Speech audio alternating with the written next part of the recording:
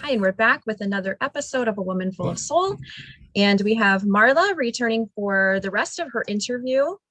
And we're talking about what it means to her to be a woman full of soul and what inspires her and some challenges that she is facing right now. So, Marla, can you tell everyone what is one challenge you find you are facing right now and how you're working to overcome that challenge? Oh boy.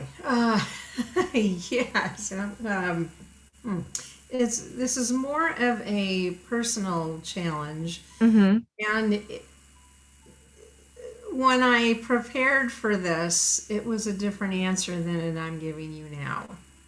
That's Because okay. That happens all the time. yeah, it's just happened in the last 5 days, I believe. Anyway, it's something that's very, very profound for me, and I'm just now talking to people about it. So you're one of the first to hear. Okay. Yeah. Um, and that is coming to terms. You know the saying, two sayings, is the truth will set you free. Mm-hmm. I Right? know that very well. Yes. Yeah. And it's not as profound until it happens to your own life, right? And then the other saying is life is happening for you, not to you, Mm-hmm. right? Both of those are pretty profound in my life right now. So what's happening is I'm coming to terms in the truth of healing the trauma in my childhood. Okay. Okay. Not realizing, or I should say, I was apparently in denial of what that trauma was, or to the degree of what that was, Okay. until just as of last week when I began therapy with Hmm. my son, my 30-year-old son, fantastic human being, who basically took a stand for me and said, "Let's go do therapy. Right? Okay. Let's heal part of our relationship." And there's a much longer story to that, but that's kind of the short of it, as far as that starting the therapy. But the challenge that I'm working through, and I can sit here today in a lot of humbleness and gratitude that I'm finally facing this. Hmm. Because I didn't realize to what degree it was really affecting me and my relationships of any kind, especially my personal relationships. And that is, let's see, in the 60s, and I don't know if any of your audience can relate with this, I was raised in the 60s. Hmm. And what is called child abuse today was not child abuse then. Right. Everything changed. Yeah. Everything changed. Everything changed. It was like, I don't know anybody, with the exception of a few. I don't know very many of my friends who were also raised in the 60s that weren't physically hit as a child as Right. discipline, Yeah. right? So it Yeah. was, unfortunately, no fault of our parents. God bless them. They only did what they knew what to do then. Is that's how children were raised, is they were physically, reprimanded instead Hmm. of what we do today. I'll be honest, it was awful. it was Yeah. not, it was not a way to raise children. So yeah, so every time I do have conversations around this with people of my age, like, yeah, I know. Yeah, I know my dad used to, hit us, or whatever it was, or we'd get a whipping, or whatever those things were. And up until last week, that's kind of how I took it. But I never realized to what degree until I started, not only talking with my son about some of what was going on between the two of us. And no, I wasn't hitting him. I raised, Yeah, I yeah, figured it yeah. had to do with like some like not anger, but like repressed feeling It coming was out shame. towards him or defense for yourself or Yeah, it was that. It was shame. It was around my childhood, around, humiliation, hmm because we were basically made wrong for feeling a certain way or made wrong for our Right. actions. And therefore, then we were, if you will, physically disciplined. And yeah, and I swore when I raised, or I should say, when I was going to have my son and give Mm-hmm. birth, I made a very, very conscious choice way back then. So I said he's 30 today Mm-hmm. now, is I made a very conscious choice to raise him the way I wanted to be raised, Right. and I did, and for the most part, and very proud of that. So, anyway, there are things that still needed healing, apparently, and he was willing to take a stand for me. So, the point is, yes, is there was shame around that style of discipline that I did not Mm-hmm. realize was affecting my life and my self worth, and that I mattered. Right? And so what I have found since last week, and I'm really doing the work, I'm doing the journaling, I'm in therapy sessions around this, and I found that now I'm not taking away that naturally I'm a positive person. I am. I know you are. It's Yeah. right. It's who I am, but it's no longer a coping mechanism for Mm. my pain. And that was the biggest aha, I think, of my life in the last 5 days, was Okay. honoring and realizing that, oh my gosh, my positivity and my love of humanity and my love of seeing, people honor their brilliance, which is why I'm Mm-hmm. a coach, part of that was all a coping mechanism because that was how I survived. Okay. And that was kind of the crux of thus far of what I've learned. And I've also dove into, and I highly recommend this for you and anyone else that's listening. I didn't even know this existed, but I found Oprah and Dr. Bruce Perry's new book called What Happened to You. I don't Okay. know if you've heard of this, but I haven't. I don't think. I okay, don't think it I have. it came out in April of this year. It's Okay. new. It's not. She collaborated with Dr. Bruce Perry, who's been in her world since the 90s. He's a psychologist and a expert on the brain Mm-hmm. and healing trauma, right? Healing childhood trauma, but he's a scientist around the brain and what happens with it. Fascinating, fascinating information that I've never even read before. So I've been listening to on YouTube all the interviews that came out between her and him Mm-hmm. in April when they launched the book, and I'm going to be ordering the book, but right now I'm just listening to all of their information around it and them talking about it. It's incredible, absolutely incredible how, and it's not anything new, and I know, especially for you who's very cognizant of this, every one of us on any level are walking around with wounds. Or Oh, what, definitely. Yeah. right? And when it comes to childhood trauma, just gonna switch our camera setup because it's not correct. It was on for like our performances and stuff instead of our normal talking session. Okay. So it's fine now. So when it comes to females and girls and women, what I've experienced and what I've noticed in others is we are really like a flower. Like when we are small, we are like a flower getting ready to blossom and bloom every day, right? And every day you either wake up bloomed, partially bloomed, whatever. When it comes to trauma and when it comes to whatever anyone has done, that I don't have any other way to, label that. Mm-hmm. It's like either they take the flower and they crush it or they smash it or they try to rip off the petals, right? And then you're left with the rest of whatever this flower is, right? And so what you're doing when you go back and you do the therapy and the trauma work is you are helping each one of those petals to fold back out and bloom. Oh, that's beautiful. And you really have to get in there. You can't, you do really have to do the work to get through it, but Yeah. it really helps you to truly open and bloom the way Oh my God God. made you to bloom.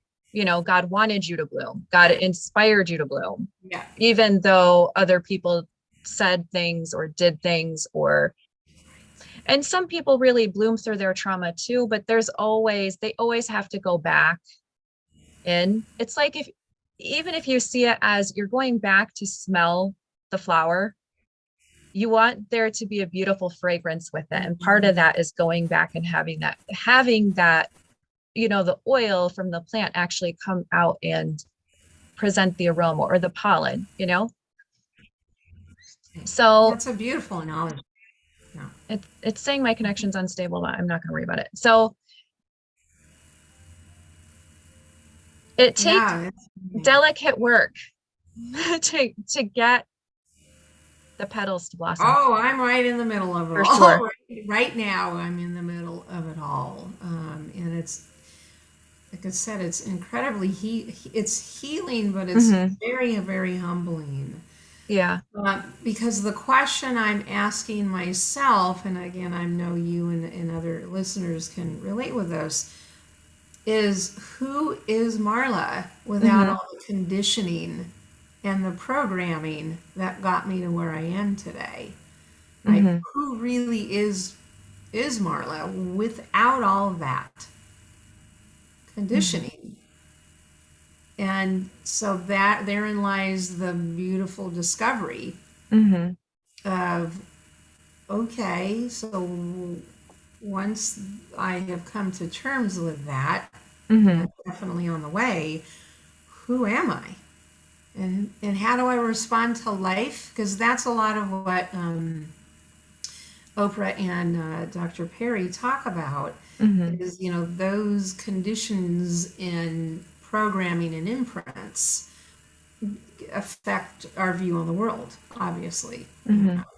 And so that's really where I'm at, is how am I and who am I with that positivity, which Hmm.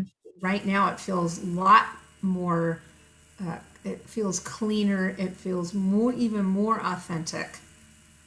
Whereas before it was, like I said, it was a cover up, right? It was a coping mechanism. Hmm. And some feedback I had, even from my son was, yeah, mom, I know you were, positive, but it was kind of forced. And I went, wow. I'm Well, like, wow. I mean, that's some serious truth. yeah. I mean, so when you do the trauma work and therapy, so children are really tender as it is when they're young. They're very innocent, they're very tender, they speak the truth even if adults usually don't want to hear it, and there is no filter for that. Sometimes there just isn't. It's okay. But and that's okay. That is okay. And then in my case, what I noticed, if I look back, Yeah. that the boys, they were trained to be really rough and tough or whatever. The same thing, even people I know, the way they treated my sons when my sons were younger, they were like, oh, you need to toughen him up. I'm like, I don't need to toughen him up. And I am not that tough of a person. And actually, people tried to toughen me up Yeah. when my spirit is so tender and so gentle and so kind. My mother would always say I was a very sensitive person. I'm a very sensitive person for a reason, because that's my personality type. I'm very compassionate. It didn't have to do with, I could just really, feel people's energy and things too. So Yeah. when you go back, you become even more tender. You get back to that original tenderness when you That's go back through and you undo it. So you're right. It is more authentic. It is more clean, and it is more truly joyful. It's truly joyful. And when you are able to let go of those areas, and we're always uncovering them, but when you're able to let go of those areas, it's so freeing. Like you were saying, the truth will set you free. It is so freeing. Yeah. It's hard to stand in that truth and have other people respect you now for it, even when they didn't respect you then. I mean, this is all very But new. Yeah, it's all yeah, very new right but now. the other piece to that is if you don't stand in that truth and really truly be you, Yeah, then you're just creating the same cycle again. that's right. And Yeah. that doesn't help anybody. That just continues to perpetuate the same type of problem. It may not take the same form, it may not take physical abuse, but it will be something, Yeah. Oh, it will be always. something Yeah, it's it, where people really need to be open to opening their own hearts and opening their own spirits to other people in a healthy way, in a positive, genuinely positive and authentic way. well, and we know that the way to manifest things in our lives that we really do desire is to have that clarity, Mm-hmm. right, of anything. In other words, alignment. Right. Healing, in this case, trauma and so forth. And the trauma, by the way, as Oprah and Dr. Perry explained, it's not some big gigantic trauma. It's little traumas along the way. Mm-hmm. Because the definition she talks about, trauma like some big gigantic trauma that somebody have had in their life, and that's just not usually the case. Yes, those happen, but what they talk about is the day-to-day small little behavioral traumas that you have, Mm-hmm. shape you who you are and so forth. So I remember where I was going with this, but being able, yes, to be in the world. In your case, and you've said this, I'm the same way, more sensitive, even more Mm-hmm. sensitive, because I too Yeah. read people's energy. I'm very sensitive to people's energy, and now I can be more connected and clear about it. Oh, that's what it was about manifesting. Is that we can now manifest, I believe, quicker, sooner. And these are things I coach how to do that, but even quicker, sooner, because we don't have that misalignment going on. Mm-hmm. Does that make sense? It In does, other but words, there's there's an when we aspect of manifest. manifesting that really uh, throws me off. I don't know how else to word it, but I think about like, Oh, okay, like what? I think about I have manifested things and I do believe in manifesting things and I do believe in miracles and I believe, I have that whole mindset. I have that whole heart space, that whole core knowledge. And yes, you manifest what you desire and it's attracted to you, right? It comes to you. But if your light is so bright, if you're really radiant, you also attract all those people that want to change their lives. And that has Oh, all the trauma and drama in it, and they bring all that with them. So there's I gotcha. so you end up manifesting that also, not intentionally, but because you're so radiant, Got because it. you're so much Mm, in alignment. And that is where I'm like, it kind of sometimes can throw you out of whack. People say protect your energy. right. Like today, there were moments today where I was like, usually I'm working, working, working. And I was doing that, but I did that a lot yesterday. And I knew if I kept going like that, I will get sick. There's no way. So today I literally shut down certain parts of my social media that people were probably expecting to be open and for me to be sending them information. And I'm like, I just can't, there's no way. There's no way. Yeah. You're going to have to do it on your own this time.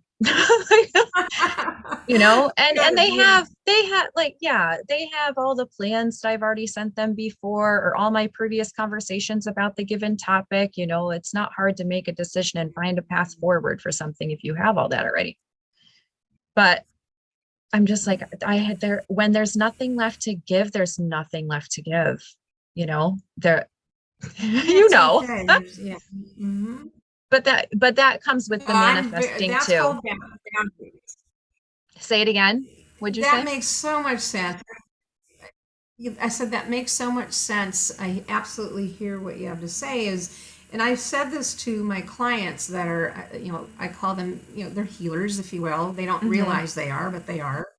And people are attracted to that light Mm-hmm. for the healing. And that is one of the liabilities, if you will, of us being, more enlightened or enlightened and being that light for others. Mm-hmm. We have to be, you're right, careful to protect that energy. It just is. It's not bad, good. It just is. Right. And I hear you. It's 100% correct. Yeah.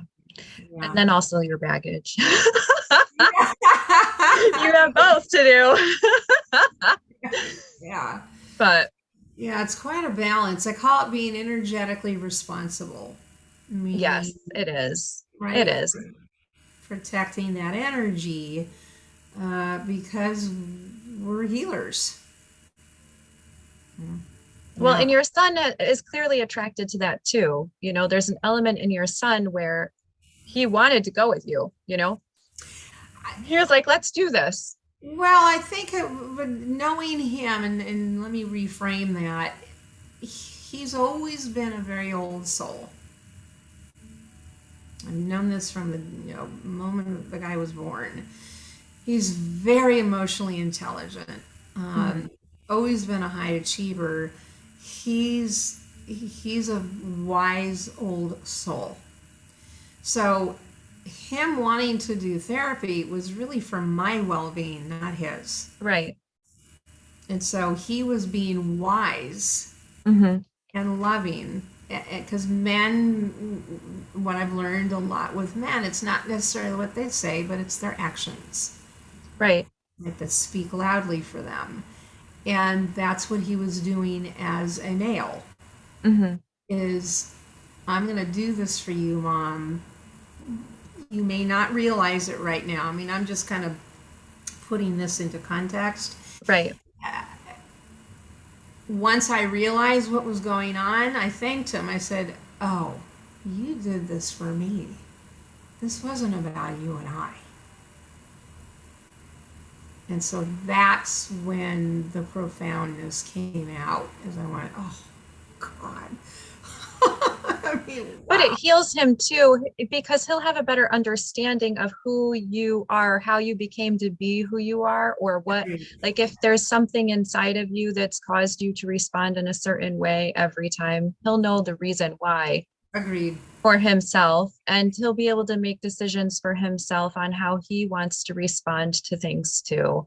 My own children, they do, it takes them, I've seen them change. They're not as old as your son is, but I've seen them change throughout this time, and eventually they do realize, oh, that's what mommy went through.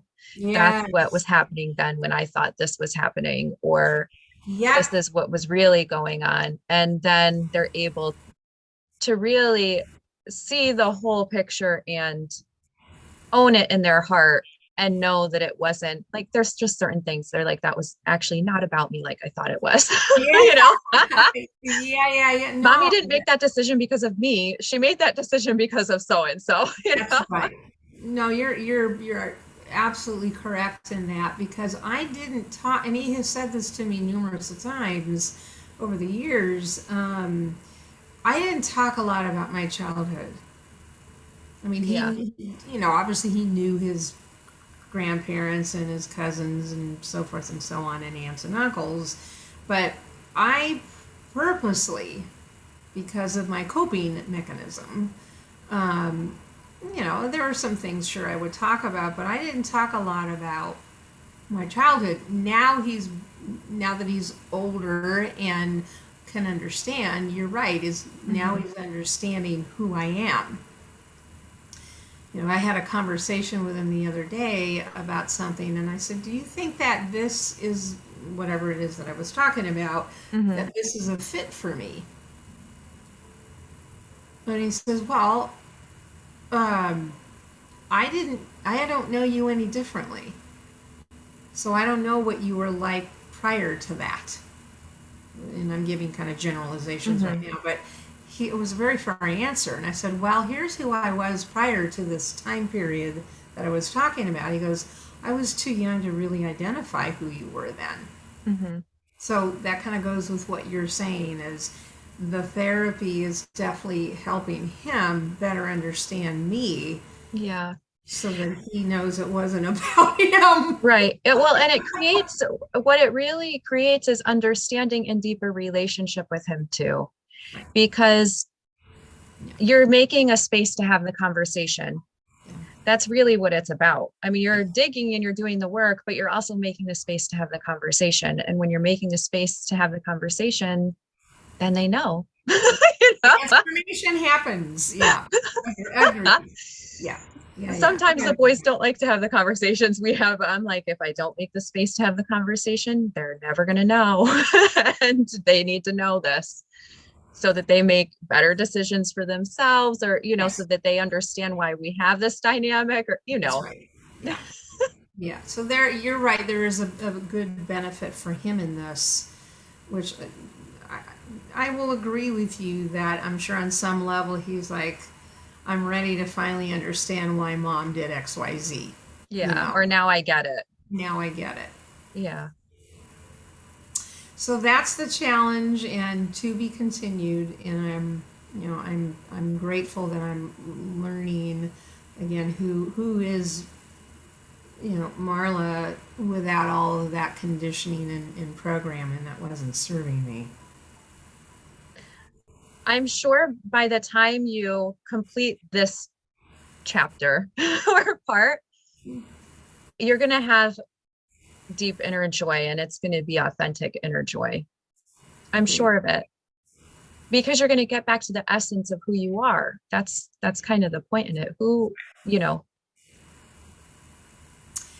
what is A- that essence? Amen. Mhm. Amen to that for What is sure. that essence? We always ask, I was just thinking in theology, we always ask who God is. Who is God? Who is, Yep. now we're asking, who are we? Mhm. And that is who we are in the eyes of God. That's right. That is who we are. That is That correct. is who God created us to be. Yep. And that's what was part of many sentences in my journal. I said, if God, no, I said, since God created me Hmm. and with a purpose and a reason, what is that beyond what I thought it was with the programming, but now without the programming and conditionings, right? Who is that person that God has meant me to be? And that's the big that's the big question. Well, yeah, the authentically and joyously yourself. That's kind of it. Yeah. That's who it is. But what Yeah. that includes, I'm not sure. Yeah. Yeah. Or Yeah. how that displays like this. There's this whole transition of, okay, so you know that God created you to be your authentic, joyous, truest self. And then you know who that is. But then how does God want you to share that with the rest of the world? That's the other question. And am I doing that? Have I strayed from that? Am I like totally off the path now? Mhm. Right on the path? Has the path changed? Is God asking for a detour? Yeah, no, what I'm hearing you say is, our story, and these are things too that when I'm coaching my clients, their personal brand, and it has Hmm. to be a really authentic personal brand. It's our stories are meant to be shared Right. because of the inspiration it's for others. Hmm. And always, I mean, we're wired for storytelling. We're wired for connection. And it's through all of our stories that we get inspired through other people's, stories. So, yeah. And we're relationship builders. We're meant for relationship. We're Right. meant for relationship. Mhm. So, and I think we talked about this last time. I thought that we did, because we were talking about being remote and going back to like kind of in-person stuff. Was I talking to you about that last time when you were moving into the arts? Possibly. I think Yeah. we were talking about that too. So it goes back to that whole we're meant for relationship and to have relationship with other people, not Yeah. to be isolated and alone all the time. And to, Right. yeah. Oh my God. Yeah. So I know. How about that conversation, right? it's good. I mean, you're going through a whole milestone. That's But good. it's wasn't here a week ago when I sat down to answer, to look at how to prepare for you. So, That's okay. I'm going to be authentic. I'm going to tell what's going on now. Oh, definitely. Yeah.